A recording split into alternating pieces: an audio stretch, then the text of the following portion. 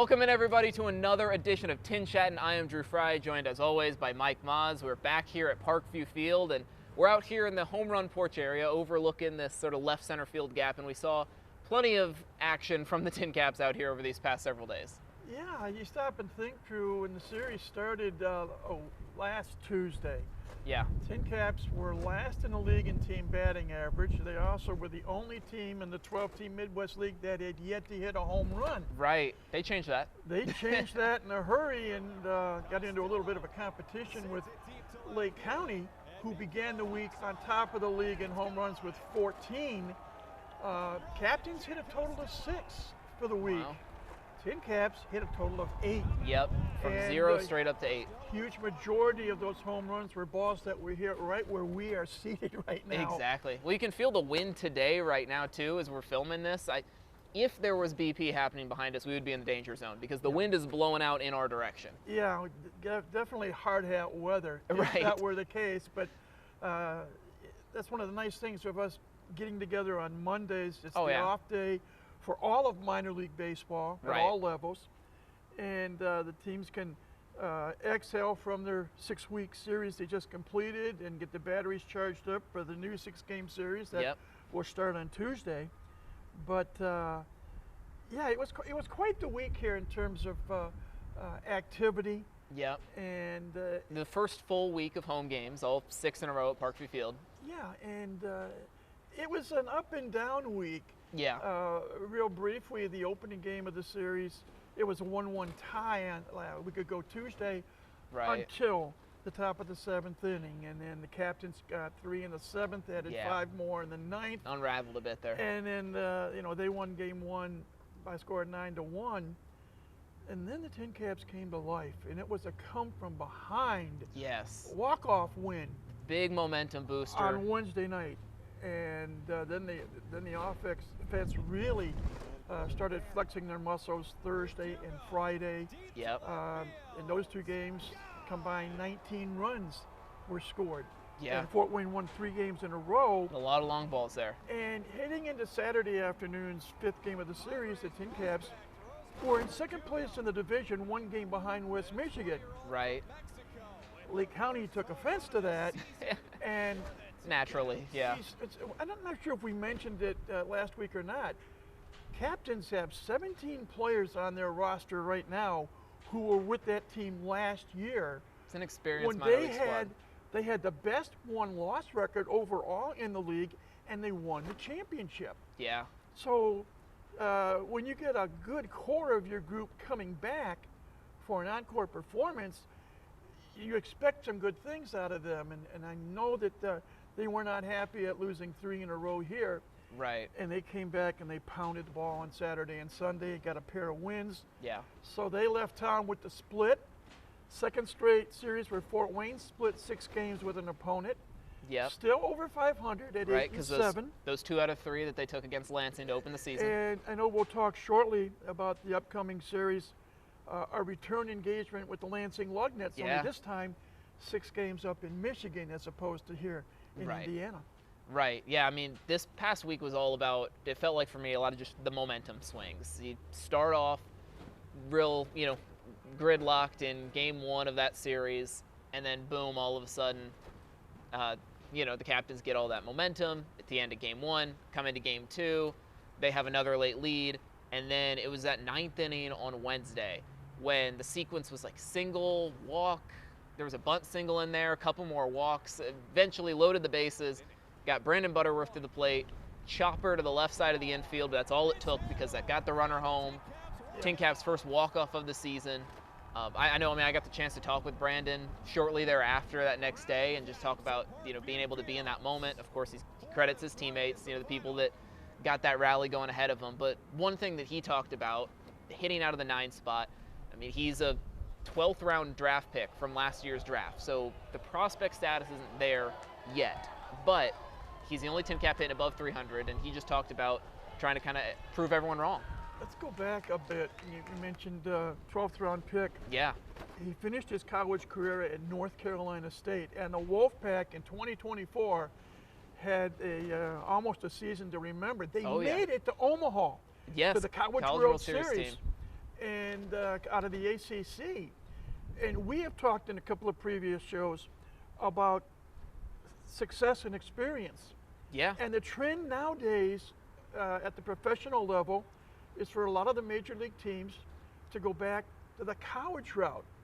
You know, not necessarily, they still draft some high school kids, but the majority now are college kids who have had 2, 3, or 4, in some cases 5 years of experience. Yeah, I mean, college ball's just gotten so much of a higher quality now that it's becoming very similar to what you can see in minor league parks. It really has.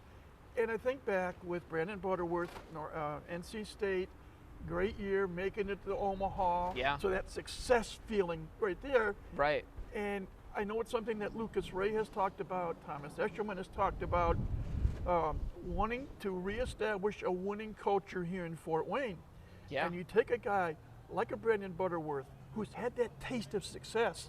Yeah. And he's one of the guys that, whether they want to or like to or not, we don't know, but they've got that winning feeling and they're trying to spread it amongst all of their 29 other teammates on this roster. Yeah, and he's hitting out of the 9 spot in most of the games TinCaps have played. So that's one of those where when you get to the bottom of the order, a lot of times, you know, opposing pitchers might see those as the easy outs. He's proving that that's not the case. No, it hasn't. And it'll be interesting to see how it goes along. Another thing that you and I briefly mentioned, he's a natural shortstop, but the TinCaps have another guy by the name of Leo DeVries who plays shortstop. A bit of prospect tout, yes. Just a wee bit. Right. And so when Leo gets a day off, Brandon goes back to his old stomping grounds at short. Yeah. But right now he's playing at second. And that's something that maybe we can talk maybe not so much today, but down the road. A lot of major league teams, when they draft a player, they are basically teachers personified, because a lot of these players now are being taught to play more than one position. Yeah. Versatility is becoming So you got a Brandon very Butterworth who's a natural shortstop, but he's learning to play second. Yeah. And I know we kidded on the air on the radio over the weekend about some players in Fort Wayne history who started at shortstop and are now in the outfield, i.e. Fernando Tatis Jr. and Jackson Merrill. Of course. And amongst others. Yeah, those are just 2 of the most recent examples. Yeah. So and you talk about versatility, that's a ticket to the big leagues. It is. If you have a guy that can play more than one position. Yeah. So it's nice to see where more of an emphasis is being made on creating more versatile players to be able to play more than one spot. Yeah, I mean, not a former TinCap, but a former Fort Wayne high school baseball player, Zach McKinstry. He sort of made a career off of that ability of he can play, I almost said all 9 positions. I don't know if he necessarily wants to pitch or catch, but he can play pretty much everywhere else. I know he's played all 7 at least. Yeah. And now he's playing. I'm a little selfish because I'm from Detroit. Right. I'm happy that he's playing for the Tigers. It's been fun to see him and you know a staple in that lineup now. Zach went to Northside High School here. Yeah. And then he went, I believe, to Central Michigan. Yes. And played for the Chippewas in the Mid-American Conference. Was originally drafted by the Dodgers. Played with the Dodgers. Played some with the Chicago Cubs. And now he's with Detroit. And there was talk this year, because his initial contract expired at the end of last year. Right. Would he re-sign with Detroit or would he go in somewhere else? A.J. Hinch likes him. Yeah. I mean, this is close to home. This is his region. Right, and he ended up re-signing with Detroit. And he's seeing an awful lot of action. Yeah. Multiple positions. I mean, he's played third, he's played first, he's played right, he's played left, he's played second base that I know of. Right. In the games the Tigers have played this far. Just this season, yeah. As we speak, the Tigers are 13-9 after losing in extra innings yesterday to Kansas City in the final game. They were trying for a 4-game sweep, didn't get it. Right. But Zach is proving that, hey, if you never give up and always keep trying, and you go do whatever it takes to make a team, he's the proof in the pudding. Oh yeah, well everyone's path is different. Stay with it and you can do it. Yeah, I mean everyone's path's different. We've seen that with just the range of different types of players and different experiences that a lot of these TinCaps have. we can talk about Leo DeVries, the 18-year-old. We can also talk about Jake Snyder, who's the oldest member of this team, that has sort of, bounced around, Rule 5 pick in the minor leagues, and now, he's someone that the TinCaps can go to if they need someone in a clutch situation, someone with that experience. We've got... I'll take it one step further. Yeah. Versatility. That's Brandon Butterworth has played in all 3 outfield positions this season. Already, and it's a young season. And I know we've talked about it on the radio side. I'm not sure if you and I have talked about it much. Braden is a left-handed hitter. Yes. But he can go to all fields with relative ease. Yep, he's had some extra base hits. One of the games he played last week, he had 3 doubles, and all 3 doubles were to left center field. Again, he's a left-handed hitter. Yeah. And yet, you put a pitch in, up and in the inner part of the plate. That's over the third baseman's head.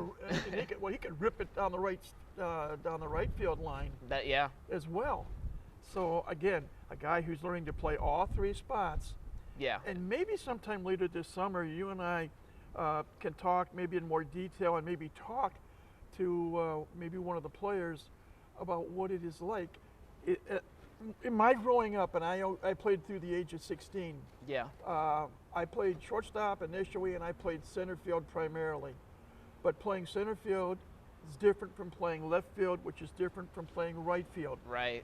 And maybe we can talk to one of the guys later on this season and get their thoughts on what it's like to play multiple positions.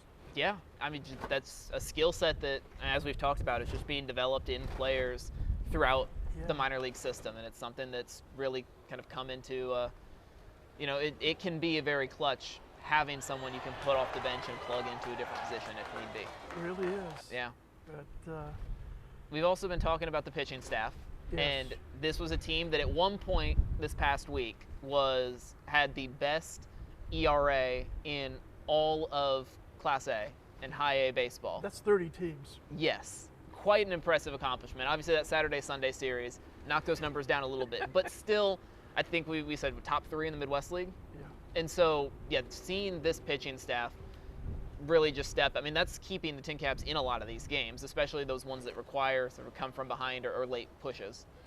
I had a chance before one of the games last week to interview pitching coach Thomas Eshelman. Yes. Esh for short. Yeah, another guy with winning culture we've talked about. Himself was a major leaguer. Yep. And he's one of the youngest pitching coaches in baseball at the ripe old age of 30 in his second year here in Fort Wayne. Right. And we did talk briefly about what it's like being a starter as opposed to being a reliever. Yeah. And yet he started talking about a number of the pitchers on the staff, talking about the similarities and the differences. Each pitcher has their own niche. A starting pitcher, you get used to pitching once every 6 days. Right. But if you're coming out of the bullpen, you've got to be ready to go each and every day of the week. Up to 3 days in a row sometimes. Yeah. So it's a different mindset. It's a different form of preparation. Yeah.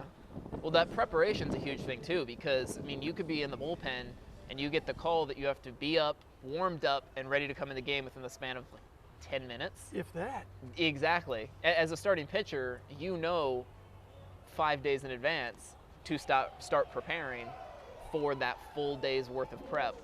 Then you get to take the mound. And something that is more prevalent today, not just in baseball, but in all professional athletics, the use of videotape.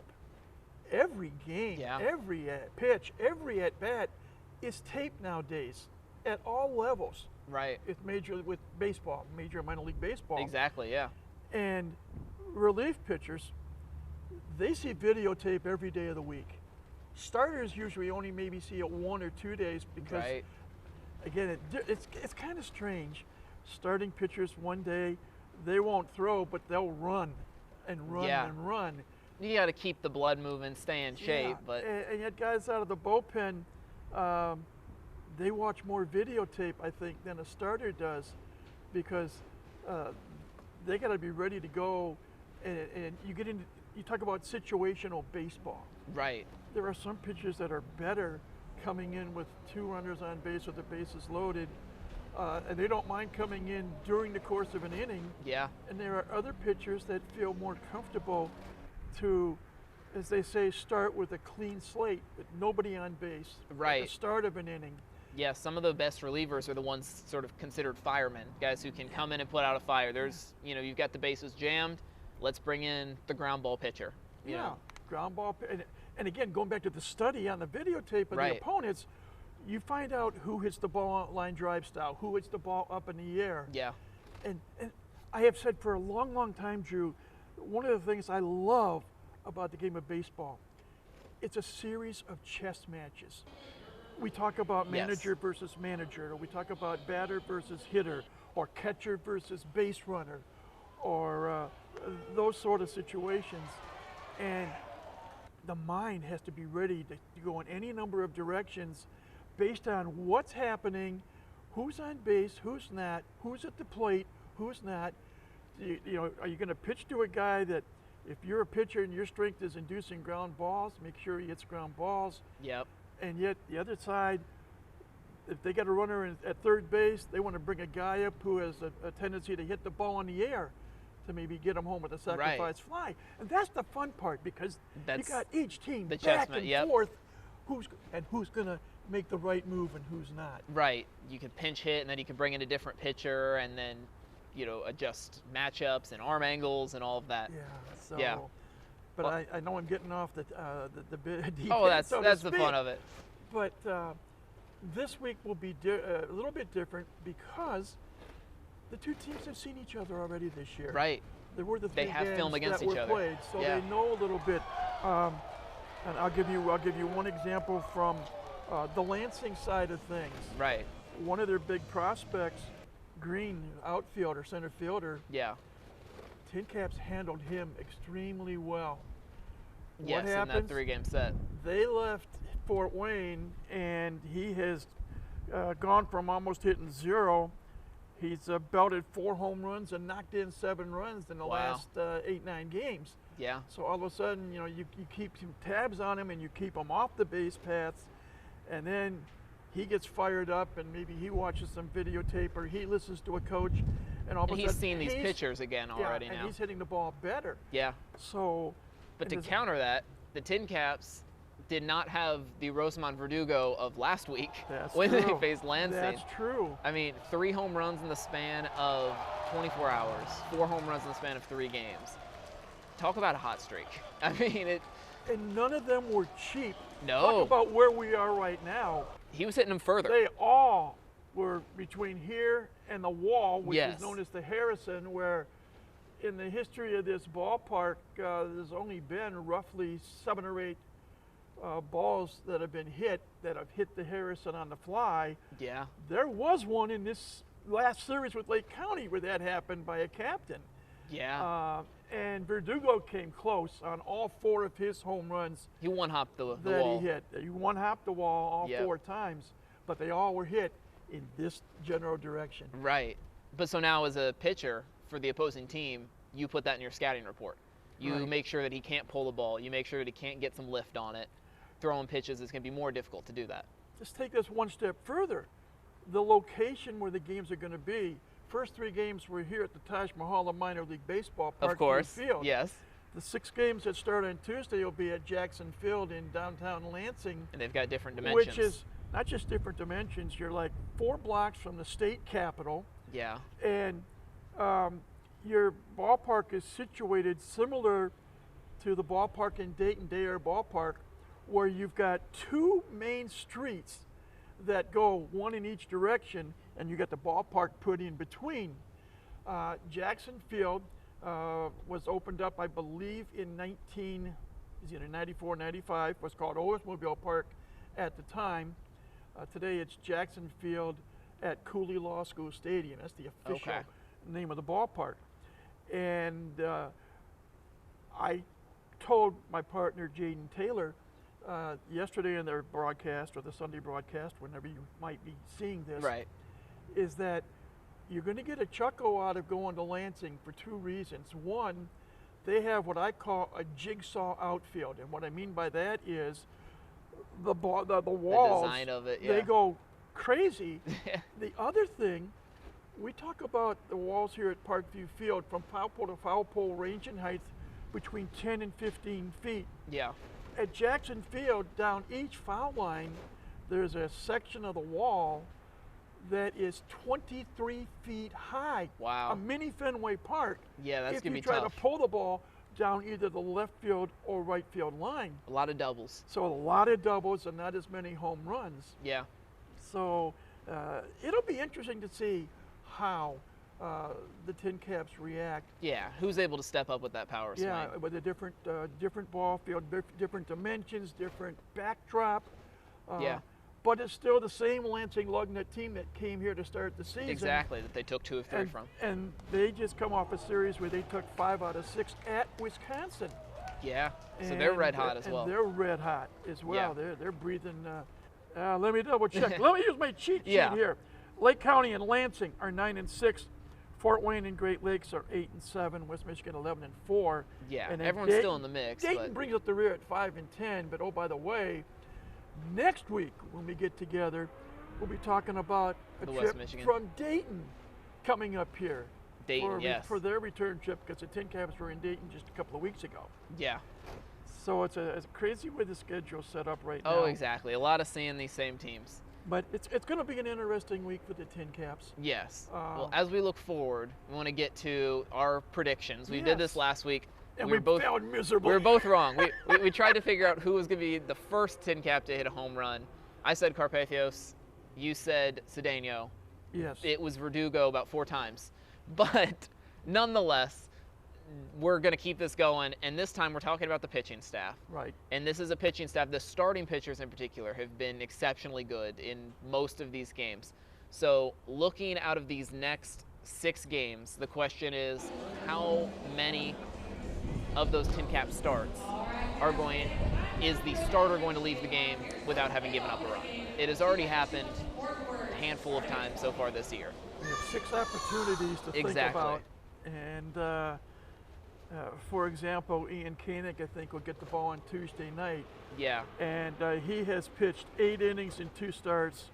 He's only given up 2 runs, 1 of those earned on 4 hits. Right. In 8 innings of work. So and you've got someone like Pinellas, who I think in his 3 starts, he's been scoreless twice. Yep, given up 2 earned runs in 13 2/3 innings. Yep. You've got Eric Yost, I call a tough luck pitcher. He started on Sunday. Yeah. And he's made 3 starts. Got roughed up yesterday and took the loss. And but he's given up 8 runs, but only 3 are earned. Right. In an 11 2/3 innings. Candiotti has had a couple of starts, given up 3 runs in 6 2/3 innings. So amongst others, Jose Reyes has pitched 9 innings. He's given up 3 runs, 2 of those earned. So several of very good starts. Yeah. And we've had some mixed results. Yes. But when Pinellas takes the mound, when Koenig takes the mound, my prediction will be that 3 of the 6 starters will finish their night not having given up a run. That's my guess is 3 out of 6. Oh boy, we got the wind really coming at us. I don't know if the wind gods are angry or if they agree with your choice. I'm going to say that they agree because the chairs around us went down, but ours are fine. Yeah, and the wind too. Is this Wrigley Field East? It is, yeah. It's blowing out to right field now. Maybe that's gonna keep some of the balls coming in for the TinCaps pitchers. That's what we're going with. So my guess is 3, and your guess is 3 is a very good range. I'm gonna go with 2 because I'm thinking we could see a little bit more offense now that the TinCaps woken up, now that Lansing's woken up a little bit as well. But overall, I mean, I think this should be a very good series, a very competitive and fun series. So looking forward to it. One other footnote for our history buffs in the audience. Outfielder by the name of Joshua Mears played with the team in 2022 and 2023. And he may have the longest home run hit in the history of Jackson Field in a game against Lansing, which actually put him on the map. He played 5 games and 1 at-bat in the 6th. He was hit by a pitch in his first at-bat in the final game of the series, and it was taken out of the game. But he had 5 home runs that series. One of them was measured at 504 feet. Wow. So there's That a is possibility insane. that maybe one of the newer TinCaps could Right. launch one out in that That would be something area. to see. Yes. So it'll be a good series, and I know we're looking forward to seeing it. Oh, yeah. And see what happens, and then the team comes right back home next week. Exactly. And, Alternating weeks here. It works out. Town. Yeah. All right. So. Well, we're looking forward to seeing how that plays out. That's going to do it for this week's Tin Chat, and of course, we will be back here somewhere else in the ballpark sometime next week. Once again, Mike Maahs, I'm Drew Frey. Thanks for watching. We'll see you next time.